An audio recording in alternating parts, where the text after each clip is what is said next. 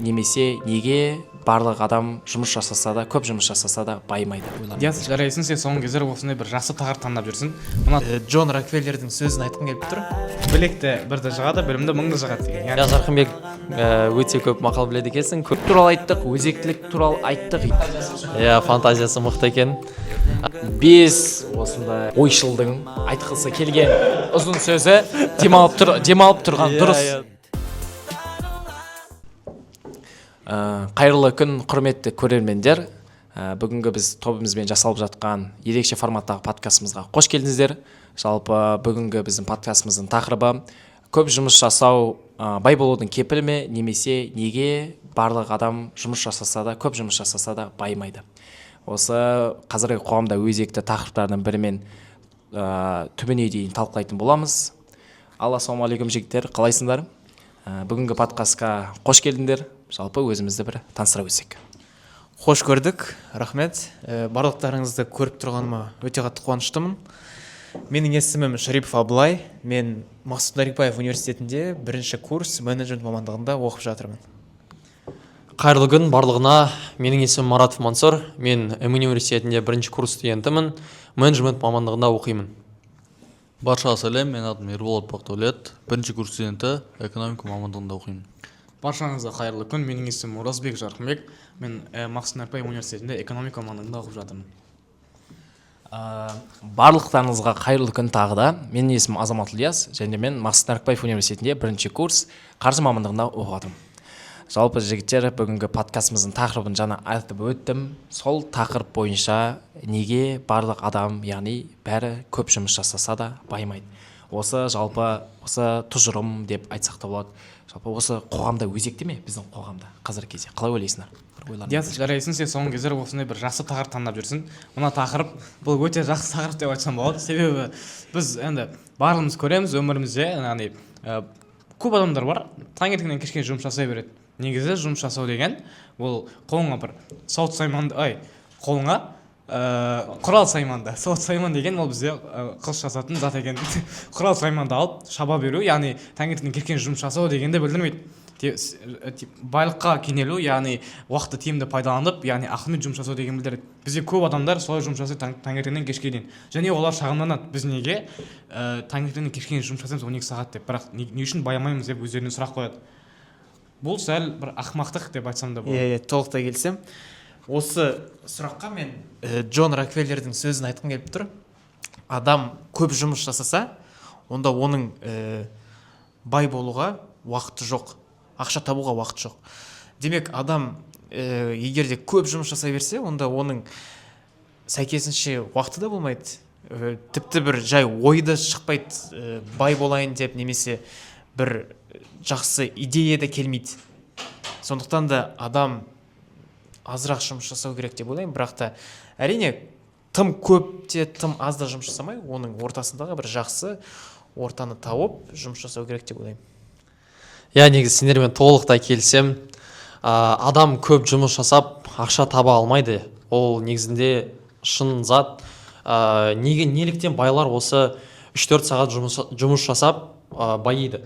Өйткені олар осы 3-4 сағатын дұрыс пайдаланады, тиімді пайдаланады. Өзінің уақытын жоспарлап, осы уақытта тек қана дұрыс әрекеттерді жасайды. Осы үшін адамдар, көптеген бай адамдар одан сайын байи береді, ал кедейлер кедейлене береді. Осы. Жігіттер, барлықтардың ойларымен келісемін. Бағдолет бірден айтпайсың ба? Осы туралы. Айтатын әлі ойым жоқ. Келесі. Жақсы, барлығын айтпаса да, жігіттер барлығын айтпаса да. Жалпы өзектілік туралы айттық, қоғамда бұл өзекті. Жалпы көп адамдар жұмыс істесе де байымаймыз деп үкіметке жалынып жатады, яғни ренжіп жатады, бірақ барлық адам бірінші өзінен бастау керек деп ойлаймын. Жалпы бізде адамдардың осылай орта жиналған сайын, осындай мысалы біз подкаст түсіріп жатырмыз қазір, осындай орта жиналған сайын түрлі түсініктер, тұжырымдамалар, тіпті өтірік әңгімелер де кетіп жатады. Жалпы мынандай бір түсінік бар екен. Еңбек етсең, міндетті түрде жетістікке жетесің, немесе міндетті түрде көп табыс табасың деген. Бұл түсінік сендерге қалай жалпы? Жағымды әсер етті ме? Қалай ойлайсыңдар? тоже мен келіспеймін. Ең алдымен адам еңбектегенде адам дұрыс еңбектену керек. Осы сіз айтқандай әр еңбек жасасаң табыс жетістікке жетеді деген ол рас емес. Адам дұрыс еңбек жасау керек, сол жасап жатқан еңбегін білу керек, түсіну керек, және де дами білу керек. Бұл тұжырымдама негізі қажерден қалыптасқан, яғни біліп алу керек. Еңбек етсең ерінбей, тойды хан тіленбей деп айтады атамыз қазақ. Ол енді бұл жерде еңбек ету дегенде біз қалай түсінсек, біз еңбек ету дегенде біз тек қана таңертеңнен кешке дейін былайынан жұмыс жасау, күніне 24 сағат жұмыс жасау деп ойлап қалып жатырмыз, бірақ жоқ олай емес. Бұл сөздің мағынасы да басқа жаққа келуі мүмкін. Яғни сөздің мағынасы ақылмен еңбек ету деген білдіруі мүмкін. Себебі қазір, яғни қазақта тағы бір мақал бар, білекті бірді жығады, білімді мыңды жығады деген. Яғни білімді деген ол ақылды адам, яғни ақылмен жұмыс жасау дегенде білдіреді. Қалай ойлайсың Абылай? Бір нәрсе айтқың келіп отыр. Иә, Жарқынбек, рахмет, айтқым келіп тұр. Мысалға, біз еңбек ету туралы көп ойлар бар, бірақ менің ойымша адам біздің жасымызда, мысалға 17-25 жас аралығында өте көп жұмыс жасау керек. Себебі дәл осы біздің өміріміздің мансабын біз ағашпен сәйкестендіруге болады. Мысалға, ағаштың тамыры бізде ағаштың тамыры біздің өміріміздің мансабын ретінде салыстыратын болсақ, онда егер де біз дұрыс мансапты қоя білсек, жас кезімізде, демек көп жұмыс жасасақ, онда ағашымыздың тамыры да жақсы болып өсіп, ағашымыз жақсы көркейеді. Демек біз жас кезімізде өте көп жұмыс жасауымыз қажет. Себебі көп миллиардер адамдар жас кезінде өте көп жұмыс жасаған. Жарқынбек жалғастыра береді. Өзінің тамырына көп уақыт бөлген. Иә, дұрыс. Иә, Жарқынбек өте көп мақал біледі екенсің, көрдік. Мен де қосыла кететінім бар. Иә, бұл стереотип негізінде қазіргі уақытта өте қатты тарап кеткен. Бірақ менің ойымша, ақша негізінде уақыт үшін емес, адамның құндылығы үшін беріледі. Әрбір компанияға адам кіргенде өзінің құндылығын сол белгілі бір компанияға көрсете білу керек. Сол үшін ол ақша табады. Мысалға, кез келген адамды алатын болсақ, ол бір жерде жұмыс істейтін болса, сол әкелген құндылығы істеген әрекеті үшін ол ақша алады. Уақыты негізінде уақыты үшін емес, уақыты неге владелецке, басшыға дұрыс айтасыңдар, басшыға бәрібір негізінде. Ол оның дұрыс істеген әрекеті үшін оған баға береді. Өнімділікті айтқым келіп тұр, өнімділік. Иә, дұрыс айтып жатсыңдар жігіттер. Жалпы айтып жатырық қой, байлар 3 сағат жұмыс істейді, кәдімгі адамдар 12 сағат жұмыс істейді, бірақ енді байлардың барлығы кезінде қарапайым біз сияқты адамдар болған. Яғни осы подкасттан кейін көбісі енді жұмысты қойып кетіңдер, ассистенттер мүлдем ассистенттер, жалпы демала беріңдер деген сөз емес. Барлық жас кезінде, жаңа Абылай айтып кетті, өте жақсы айтып кетті, 17-25 жас аралығында, тіпті 30 жасқа дейін тоқтамай еңбек ету керек, тоқтамай бүкіл саланы көру керек. Бүкіл саланы дегенде өзіне қатысты, саған ұнамды деген секілді. Саған тәжірибе келетін, саған болашақта пайдасын беретін. Жалпы түсінік туралы айттық, өзектілік туралы айттық. Енді осы көп жұмыс істеудің, яғни көп жұмыс істеудің тиімділігі туралы айтсақ. Жоқ, тиімділігін туралы. Иә, тиімділігі туралы. Тиімділігі дегеніміз ол мысалы көп жұмыс істеген адамның тиімділігі өсе ме? Қалай ойлайсыңдар? Әлде түсе ме? Ол енді байланыс, мысалы жаңа айтқандай, мысалы Абылай айтты ғой, жас кезде жұмыс жасау керек деп айтты. Ол былай ғой, адам өзінің дағдысына келген кезде өзінің білімін, өзінің тәжірибесін дамытуға, яғни өзінің бір дағдыларын дамытуға, скилл деп айтады ағылшынша, скиллдарын дамытуға келген кезде ол жерде тоқтамай жұмыс жасау керек. Ал скиллдары, дағдылары дамып қойғаннан кейін ол адам жаймендеп ақылмен жұмыс жасап бастау керек. Бұл жерде бір мен Инстаграмда өзім көп отырғаннан кейін Инстаграмда отырамын енді күніне 4-5 сағаттап, сол жақта бір кешіріп қойыңыздар, сол бір видеоны білем, оны мүмкін сіздер көрген шығарсыздар. Андай екі адамның бір анимациясын, екі адамның бейнесін жасап қойған. Bir адам бір 4 бұрышты, яғни қорап көлеміндегі, куб көлеміндегі бір тасты былай итеріп бара жатады. Ал екінші адам сол куб көлеміндегі тасты жай ғана бұрыштардан кесіп яғни дөңгелекке ұқсатады. Дөңгелекке ұқсатып дөңгелетіп апарады. Бұл жердегі яғни жұмыстың өнімділігі, яғни тиімділікке қатысты бұл әңгіме деп айтсақ болады. Әңгіме болғанда бір видео немесе бір әзіл деп айтсақ болады. Яғни дәл осы кішкентай әзілдің өзінен біз көре аламыз. Жай ғана аз ақылмен жұмыс жасап, жақсы бір тиімділікке ие болу керек, ие болуды. Ал Мансұр. Негізі Бағдәулет сөйлегің келе ма? жоқ сөз кезегі сенде. Иә, Жарқынбек өте күшті мысал келтіре кеттің. Рахмет. Иә, фантазиясы мықты екен. Иә, менің де тиімділік туралы айта кететін затым бар. Негізі Марғұлан Сейсенбай ағамыз айтады, тиімсіз затты тиімді етіп істеген адам ол өмірінде істеген ең үлкен қателік деп соны айтады. Негізінде сол тиімсіз әрекеттерге көңіл бөлмей, керісінше тиімді әрекеттерге, тиімді заттарға керісінше тиімді әрекет істеу керек.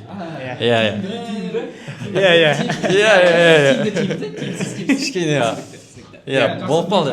Көрермендер түсінді деп ойлаймыз, иә? Қосарың бар ма, Абылай? Жоқ. Қосарың, мен өз ойымды қосып жіберсем, жігіттер, осындай тиімділік туралы айтып жатырық қой жалпы ше. Мысалға Стэнфорд профессорларының зерттеуі бойынша аптасына адам 55 сағаттан артық жұмыс істесе, яғни мысалы 6 күндікпен салыстыратын болсақ, шамамен бір күніне қанша сағаттан мысалға 7-8 сағат, 7-8 сағаттан жұмыс істесе, яғни одан көп асып кетсе, ол тиімсіз, яғни өнімділігінің тиімсіз екенін көрсетеді. Яғни сенің 55 сағат жұмыс істеген бір адаммен 70 сағат жұмыс істеген бір адамның нәтижесі бірдей болады. Тек 70 сағат жұмыс істеген адамның тиімділігі одан сайын түсе береді, ал 55 сағат, яғни мүмкін 50-55 сағат жұмыс істейтін адамның өнімділігі арта береді деген секілді. Яғни бұл зерттеулер енді жай біз келтіріп жатқан статистикалар ойдан шығарылған жоқ, жалған да емес. Жалпы осы тиімділік туралы осылай бір нақтылай кетсек те болады. Жоқ. Бұны Google-ға кіріп, Стэнфорд профессорлары жазғанын көрулеріңізге болады. Одан да болады, немесе қазір бізде қазақ ютубында ішінде Азамат Скаф секілді осы біз сияқты подкасттың шеберлері айтады. Жалпы тиімділік, уақыт, еңбек ету, өзектілік дейміз, адамдар жұмыс істей беріп, осы демалысты ұмытып кетпей ме, қалай ойлайсыңдар? Жалпы демалыс деп атамыз, демалысты кейбіреулер былай өткізеді, кейбіреулер басқаша өткізгісі келеді. Жалпы ең тиімді демалыс, біздің өнімділігімізді арттыратын демалыс ол қандай болу керек сендердің ойларыңша? Ең алдымен қазіргі таңда көптеген бизнес коучтар, блогерлер көп тарап кетті интернет желісінде.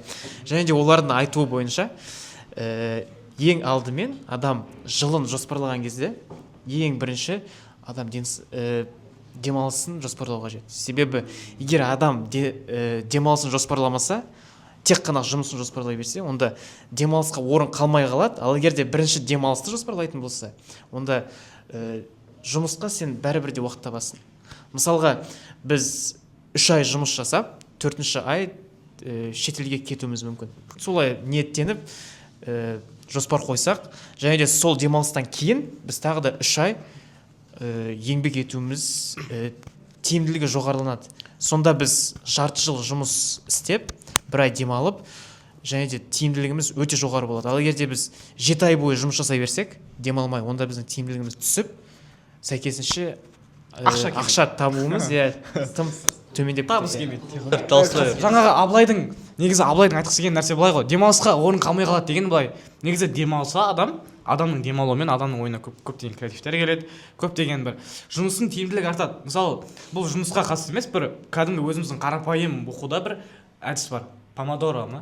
Оны Диас жақсы біледі, онлайнның помодоро әдісі бар. Ол әдісте біз барлығымыз білетіндей, жалпы 30 минуттан тұрады, яғни 25 минутын біз сабақ оқуға, яғни өнімділікке, яғни фокус жасап бір нәрсеге жұмсаймыз, ал 5 минуттан демалуға. Демалу деген отырып Инстаграм қарау емес енді, сәл тұрып, су ішіп, жан-жаққа қарап, аспанға болғанда, яғни далаға, сыртқа қарап мүмкін көз жаттығуларын жасап. Жарқынбек, менің помодоро әдісін білесің бе? 5 минут оқимын, 25 минут телефон қараймын. Саған ұнады ма? Жақсы, бұл әзіл. мағыналы әзіл екен иә. Иә, дұрыс. Демалыс кезінде адамның, яғни статистика бойынша, яғни жұмыс істеп жатқан күндерден қарағанда демалыс кезіне, яғни демалыстың бір күнінде адамға түрлі ұшқыр ойлар келеді екен. Жалпы бұл ойлардың демалған ми түрлі өте бір қалай айтсам болады екен, бір өте өнімді, өте тиімді ойлар алып келуі мүмкін. Мүмкін бизнеске, мүмкін сенің жаңадан жасап жатқан қазіргі жасаған тілмен айтсақ стартаптарына деп айтсақ болады. Сол туралы тоже яғни болады. Бағдәулет бір сөйлеп жүрсе. Демалыс туралы айта кетсем, демалыс деген ол тек физикалық тұрғыда демалу емес, ол ең алдымен психологиялық тұрғыда демалу. Сол кезде адамның демалыс кезде ойы тазарылады. Сол сіз қазір сен айтқандай бизнесқа ой пайда болады, стартапқа ой пайда болады. Солай адам дами береді. Сол демалыстың өнері сондай жұмыс атқарады. Яғни адамды толықтай жаңарту деген десек болады. Бағдәулет, мен келсем, кешірім. Жақсы, айтып ал. Мысалға, Алайд. мен бірінші семестрде, студенттік өмірімнің бірінші кезеңінде мен сабақ оқығанда 3 ай оқыдым, қиын болды, шаршадым. Және де сол 3 айдан кейін мен өз ауылыма барып келдім. Ауылда көлік жоқ, таза ауа. Мен өте қатты сергіп демалып алдым. Дұрыс демалыс деп мен осы ауылдағы демалысты санаймын. Себебі сол демалыстан кейін менің тиімділігім өте қатты өсіп, семестрді жақсы жаптым. Керемет.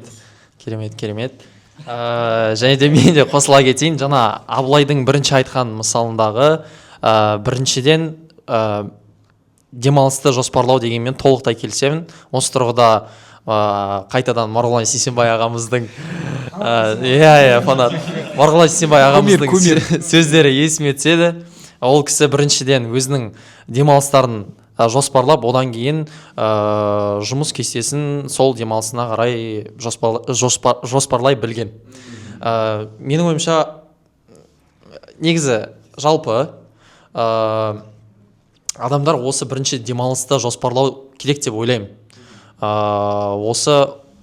Одан кейін тура солай демалысқа орай өзінің жұмыс кестесін солай қойғаны дұрыс. Сол кезде жаңағы айтып отқан тиімділігіміз артады.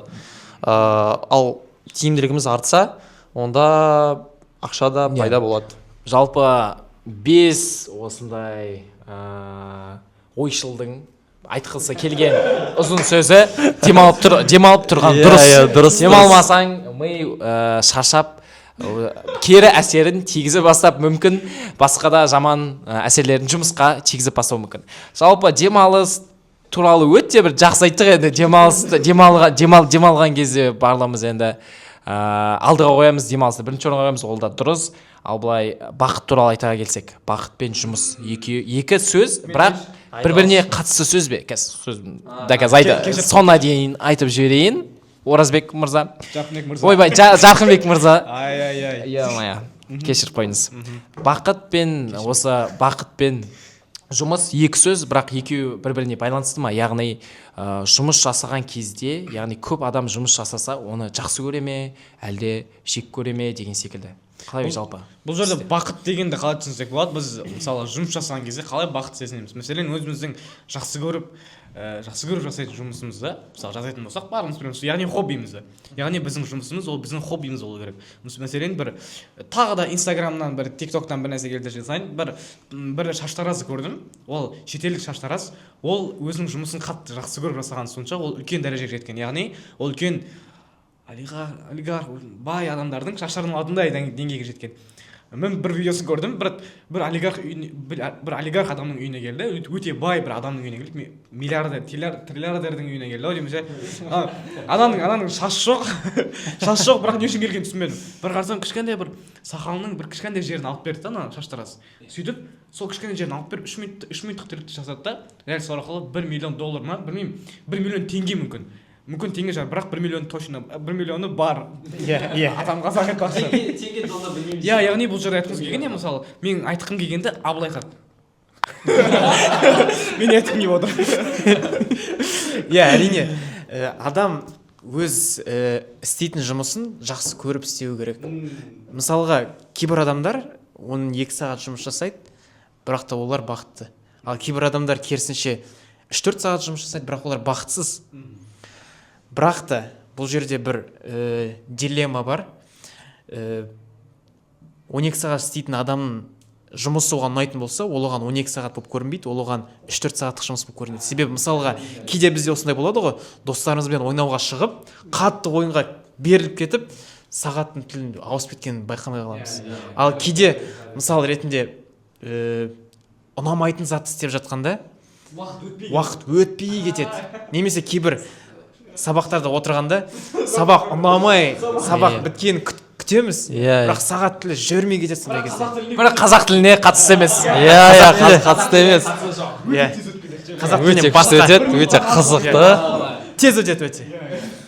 Сондықтан да әр адам өзінің жұмысын сүйіп жасаса, онда уақыт саны немесе Маңызды болмай қалады дейсің. еш нәрсе маңызды болмайды, егер ол соны жақсы көріп істесе. Уақыт туралы Мансұр мырза не дейді екен?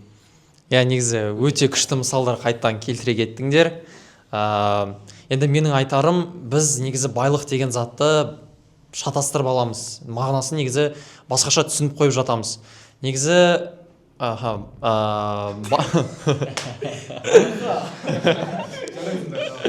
байлық дегеніміз, ол негізі адамның қасында жүрген адамдары, сол адамдардағы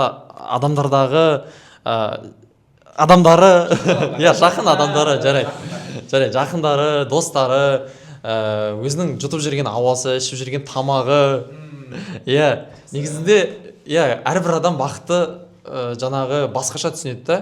Бір адамдар жаңағы біз айтып жатқан тақырып, біздің тақырып сияқты өзінің жұмысына бақыт іздеу үшін баратын шығар. Мүмкін бір адамдар сол жұмысына барып байлық табатын шығар. Көп ақша таппаса да сол жұмысында белгілі бір бақытқа жететін шығар. Оны ешкім білмейді. Бірақ енді сол әрбір адамға өз жұмысында енді байлық пен бақытты да тілеймін. Жақсы көріп жатсың. Сол. Әне, Бағдәулет мырза бүкіліміздің ойымызды толықтырайын деп отыр. Сол бақыт пен жұмыс байланыстыруға сөйлеп отырдық, дұрыс па? Әрқайсымыз цитаталарын айтып кеттік. Менде өзімнің цитатам бар. Осы тиктоктан немесе инстаграмнан көрген цитата, авторды есімде жоқ, жай ғана рилста көрген. Сол цитатада былай дейді: егер де сен өзің жұмысты жақсы көрсең, бақытын сол жұмыста бақытын тапсаң, ол дегеніміз өміріңде бірде бір сағат жұмыс істемейсің деген сөз. Дұрыс. Жалпы барлығымыз өте күшті айттық жігіттер. Жарайсыңдар. Рахмет. Атам қазақ, әне батырларымыз міне болашақ біздің қазақтың болашақтары. Енді жалпы сонымен осы көп жұмыс істеген адам, яғни көп жұмыс істеген адамдар неге байымайтынын біз түсінген секілдіміз, білген секілдіміз. Яғни көп жұмыс істеу жалпы ол бір баюдың кепілі емес. Яғни сен міндетті түрде көп жұмыс істесең табысқа жетесің, немесе белгілі бір дәрежеде өсесің деген сөз емес. Яғни ең бастысы өнімділігің, тиімділігің. Ал осы жерде Жарқынбек бір қорытындылаймын дейді. Мен қатты қорытындылағым келіп жатыр. Барлығыңыз көріп тұрғанда тыныштала алмай жатырмын. бір сөзбен қорытындыға кетсек, яғни бізде яғни жұмыс жасау, таңертең кешке жұмыс жасау деген, яғни баю деген, неге жұмыс жасамайды деген сұраққа жауап, неге байымайды деген сұраққа жауап беретін болсақ, адамдар өзінің алтын уақытын жай ғана жұмысқа ауыстырады. Алтын уақытын жай ғана жұмысқа ауыстырады. Ал оны ақшаға ауыстыру үшін жай ғана осы ақша келетін жүйелерді қалыптастырып білу керек өмірде. Дағдыларды, жүйелерді қалыптастыру керек. Ал өзің аяқта жүрсең. Жалпы жігіттер, осы тақырыпты толықтай ашалдық деп ойлаймын. Подкастымыз өте күшті шықты. Енді кім бір сөйлеммен не түйгенің, не осы жалпы өмірде болашақта бір керек ететінің нәрсесін бір алды ма екен осы подкасттан, қалай? Мен жалғастырып кетейін жас. Осы подкастта мен өзіме бірнеше түйін алдым. Көп түйін алдым, шынымды айтсам. Соның бірнешеуін айтып кетсем. біріншісі ол адам істеген жұмысын жақсы көріп істеу керек. Соның арқасында ол мүлдем жұмыс емес, жақсы көретін ісін жасайды. Бұл біріншіден. Екіншіден, адам көп еңбек етпеу керек. Егер қысқаша айтатын болсақ, иә. Бірақ бұл сөздің ішінде әрине үлкен бір ой жатыр, бірақ та қанша дегенмен адам ойға салып жұмыс жасау керек. Менің ойымша. Иә, бүгінгі подкаст маған өте қатты ұнады. Сіздерге рахмет. Енді менің түйген ойым, ол негізінде байлық екі заттан келеді. Ол шыдамдылық, екіншісі тәуекел. Сондықтан тәуекел ете білу керек деп ойлаймын. Досымыз Марғұлан Сейсенбайдың сөздерін жатып алған, Тағы да айта кететінім, ол сол бүкіл бақытты ақшада ғана іздемейік. Ақша негізі келетін зат, тек қана осы шыдамдылық керек. Мен өз ойыммен бір сөзбен қорытындылай кетсем, біз өзіміз 3-4 тақырып талқыладық. Ең маған ұнағаны осы бақыт пен жұмыстың байланысы. Былай қарасаң, байланыс көп емес, екінші жағынан қаттырақ талқыласаң, байланыс көрінеді. Мына жерде мен отырып көп сөйлегім келмейді, жай ғана маған ұнаған, мен жаңа өткен түйінді айтып қойдым, ұнаған нәрсені айтқым келеді. Яғни ол жаңа Абылайдың әдісі ұнатып маған. Яғни жылыңда, яғни өзіңнің күніңді жылыңды жоспарлаған кезде демалыс алмасу керек деген. Осы ұнады. Маған осы подкаст бойынша бүкіл сөздеріміз, айтқан ойларымыз, келтірген статистикаларымыз, келтірген адам ойшылдардың сөздері, соның бірі Марғұлан Сейсенбайдың сөздері есімізге жатталып қалды деп ойлаймын. Жалпы подкастымызда өз мәресіне жетіпті. Жігіттер, барлықтарына рахмет. Үлкен осылай бірге осындай үлкен мәселені, қазіргі өзекті мәселелерді талқылап отырғанымызға. Енді барлықтарыңызға тағы да қалай бітірсек болады? Самал апай деп қой. Черный экран болып қалды. Черный экран. Самал апай деп қойсын. Жоқ. Осыны көріп отқан барша көрермендерге және Самал апайға үлкен рахмет. Соңына дейін көрсеңіздер. Осыны көріп отқан барлық көрермендер қазақ тілін өте бір үлкен жақсы бағада, өте жақсы бағада бір аяқтаса деп, бір осы семестрді аяқтаса деп тілейміз. Біз қазақ тілі 95-100-ге жабайық. Құдай қаласа. Ал, жақсы. Иә. Міне, давайте, өйтіп. Рахмет. Рахмет, апай. Ерекше әдемі болып кешір бірақ болсын